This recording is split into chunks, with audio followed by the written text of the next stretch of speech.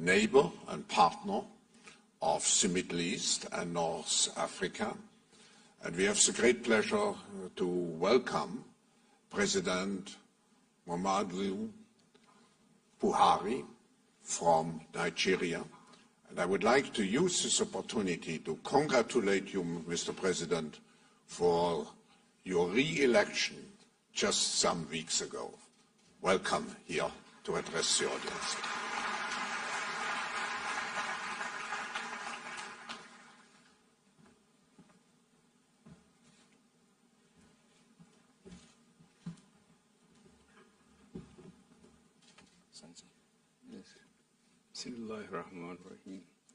Your Majesty, King Abdullah II of the Hashemite Kingdom of Jordan,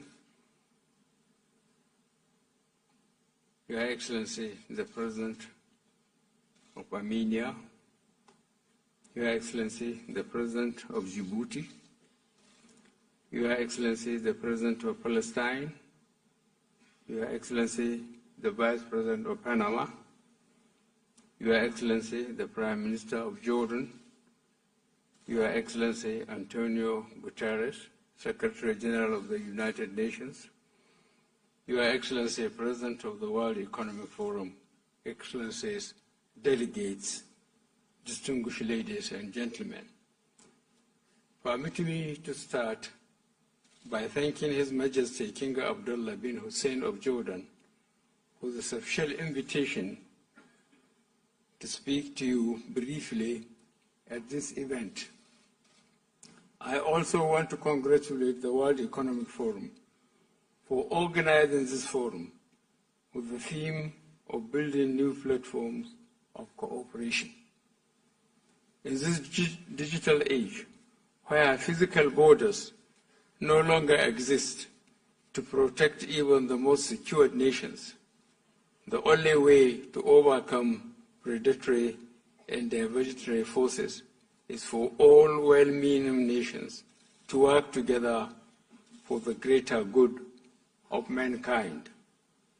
Simply put, cooperation among sovereign nations is no longer a choice.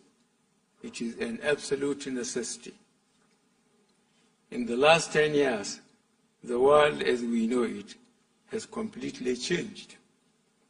We have seen and experienced significant shifts on many fronts in technology, population and migration, trade and geopolitics, climate change, and many more. For some nations, these trends have had positive impacts. But of course, we have also seen the negative and destructive outcomes of these trends in other countries. It is my view that no region of the world has felt the full impact of these dramatic shifts and shocks like the Middle East and Africa, North and Sub-Sahara. On one hand, our region is blessed with very young, vibrant, enterprising and dynamic population. We also have valuable natural resources that are the envy of many nations. These assets and endowments contributed to our region experiencing some of the highest economic growth rates in the world. On the other hand, however, we have also been hosts to some of the deadliest conflicts in recent history. The deaths, damage and destruction caused by terrorist groups such as Al-Qaeda, ISIS, and Boko Haram over the last 10 years will take decades to repair. By the special grace of God, today most of these terrorist organizations have been significantly degraded. The world came together to achieve this. Now we are faced with the task of rebuilding. It is at this point that we must ask ourselves how we, as a region, got to this point. The answer at least in the case of Nigeria, is the lack of social and economic inclusion. As Nigeria celebrated being the largest economy in Africa and one of the fastest growing economies in the world, Nigerians were migrating in droves through harsh desert conditions and across treacherous seas to seek what they believe would be a better life in Europe. Ladies and gentlemen, I strongly believe that the lack of social economic inclusion was the root cause of many challenges we are experiencing. Today, our population is 190 million people. By 2050, it is estimated that we hit 390 million, making us the third most populous country in the world. This means we must start working now to ensure this population is productively engaged. In the last 4 years, we focused on security while implementing inclusive policies. On the security front, we made significant gains in fighting Boko Haram. We have recaptured all territories held by Boko Haram in 2014. We have liberated thousands of Nigerians held against their will. Today, I am pleased to say no territory in the Federal Republic of Nigeria is held or controlled by Boko Haram.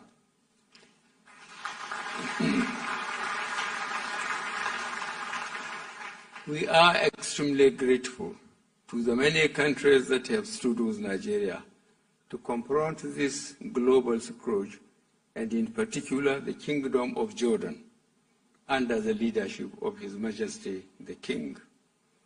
Furthermore, our economic diversification and social inclusion policies are also yielding positive results. Our country has now returned to the path of growth.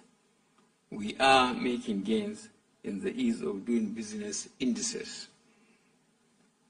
A key driver for growth is the agricultural sector, where we aggressively push agricultural policies that empowered millions of rural citizens. In the spirit of building new platforms for cooperation, we partnered with the Kingdom of Morocco to domesticate fertilizer production in Nigeria and revive over 2 million tons of abundant fertilizer blending capacity. The outcome is we created tens of thousands of jobs in agriculture, logistics, manufacturing, and retail sectors. We are able to achieve moderate growth, but it was inclusive. Nigeria is now at a new dawn and embarking on a new developmental project. We are determined to industrialize Nigeria, leveraging our comparative advantage. We recognize the private sector as the engine of growth and a veritable partner in our economic agenda. The Middle East is a natural partner. Africa and the Middle East must therefore focus on policies that will deliver shared economic prosperity for all our citizens. On trade and investment, for example, we can do more. Africa presents only 5% of Jordan's trade with the world. But we have the resources, the people, and the markets to do more. Opportunities exist in key job-creating sectors such as agriculture, health, tourism, ICT, infrastructure, as well as textile, garmenting, to mention a few. Our new inclusive and diversified Nigeria is definitely open to business. Our population, resources, policies, and programs make it the most attractive investment destination in Africa. As friends and allies, we must therefore cooperate and leverage on our relative strengths. We must remain open to building new platforms of cooperation. As we deliberate over the next 2 days, I would ask all leaders present to reflect on our collective experiences. We must identify how we can work together. Today, we are living in a new world. In this new world without borders, my personal view is stability and sustainability can only be achieved through inclusive economic growth and enhanced cooperation among nations. I thank you all for listening, and I wish you a very successful, productive summit. Thank you very much.